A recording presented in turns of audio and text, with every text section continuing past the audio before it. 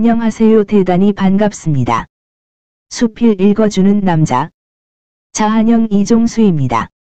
이번 시간은 827번째 시간으로 인생이란 무엇인가 라는 수필을 읽어드리겠습니다. 인생이란 무엇인가. 박정기. 효정아, 혜준아. 세상에 어리석은 질문이 하나 있다면 그것은 인생은 무엇인가 하는 질문이 아닌가 싶다. 몇 천년 동안 수도 없는 사람들이 따지고 따진 일을 두고 하는 말이다. 그것은 마치 텔레비전을 켜놓고 방송 채널도 없는 프로그램을 보자는 것과 같은 일이다. 이 말은 그 물음에 대한 답이 이 세상에는 없다는 뜻이기도 하다. 천당에 가면야 있을지도 모르지만. 효정아, 너일랑 이 담에 커서라도 아예 이 일을 두고 너무 따지지 않길 바란다. 이 문제에 대해서는 공자도 소크라테스도 시원한 답을 못했다는 것을 명심하여라. 그러나 사는 걸 두고 따질 일이 꼭 한 가지 있다. 인생이 무엇이냐가 아니라 사람은 어떻게 살아가야 하는가이다. 인생의 목적은 자기를 닦고 남을 이롭게 하는 것이다. 자기를 닦는다 함은 학문을 익히고 정신을 높이고 마음을 닦는 것이다. 그러나 이 세 가지를 익히고 닦는데 유념할 일은 세 가지 중 그 어느 하나를 너무 앞세우거나 아니면 어느 것을 너무 뒤로 미루어서는 안 된다는 사실이다. 다시 말하면 학문과 정신과 마음은 그 모두를 고르게 닦고 키워야 한다는 뜻이다.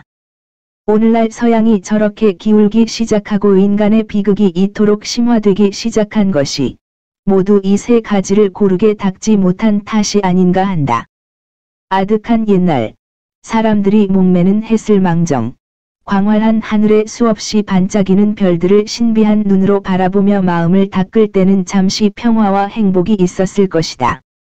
그것은 바로 신을 우리 마음 속에 굳게 믿고 있던 때이다. 그러다가 어떤 연유에서인지 번쩍이는 정신이 학문을 앞세워 마음을 누르기 시작하였다. 캄캄한 어둠과 천둥 번개가 너무도 무서웠던 탓일까? 마침내 정신과 학문이 코페르니쿠스를 낳고 데카르트에 이르러서는 과학이 이 우주를 지배한다고 사람들은 믿기 시작하였다. 그럴 수밖에 없었던 것이 과학은 정말 우리 인간에게 너무도 크고 많은 선물을 안겨주었기 때문이다. 굶주림을 해결하는가 싶더니 온갖 자연의 위험과 재앙을 정말 신기할 정도로 잘도 정복하게 해주었다. 그렇게 되니까 과학이라는 것이 사람들 눈에 지금까지 열심히 믿어온 자기들의 신보다 나은 것처럼 비친 것도 무리는 아니었을 것이다. 이제 우뚝한 정신과 학문은 마음 같은 것은 안중에도 없게 되었다. 정신은 이제 신과 천사까지도 공격을 하기 시작한 것이다. 인간의 비극이 시작된 것이다. 사람들은 파스칼 같은 사람의 말에 좀 더 귀를 기울였어야 옳았던 것이다. 그런데 더욱 답답한 일은 우리의 비극이 어디서부터 시작했나를 아직까지도 사람들이 인정치 않으려는 점이다. 정신과 학문만 기승한 사람에게 마음에 평화가 있을 까닭이 없다. 마음이 없는데 어디에 평화가 깃들 것이냐? 그러면 자기를 닦는 일은 어디까지 가야 하는가? 참으로 좋은 가르침이 탈무드에 있다. 다른 사람보다 뛰어난 사람은 정말로 뛰어난 사람이라고 할 수 없다. 이전에 자기보다 점점 나아지는 사람이 정말 뛰어난 사람이다. 자기가 기준이요 자기와의 싸움이다. 그리고 어제의 자기보다 오늘의 자기가 더 나아져야 하는 끝없는 수양의 길이기도 하다. 남을 이롭게 한다는 것은 선행을 하고 사회에 봉사하고 때로는 나라를 위해 일한다는 뜻이다. 남을 이롭게 한다는 것은 적고 크고 간에 자기의 희생이 뒤따르기 때문에 결코 쉬운 일은 아닌 것이다. 효정아, 혜준아. 분명히 말해 두지만 세상에 고귀한 일치고 희생이 따르지 않은 것이라곤 하나도 없는 법이다.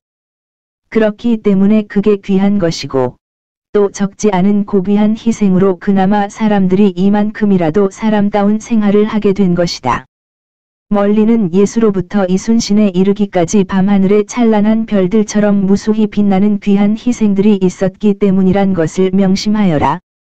그러니까 어떤 점에서는 우리는 우리도 모르게 이미 많은 빚을 오랜 세월에 걸쳐 수많은 사람들에게 지고 있는 셈이다.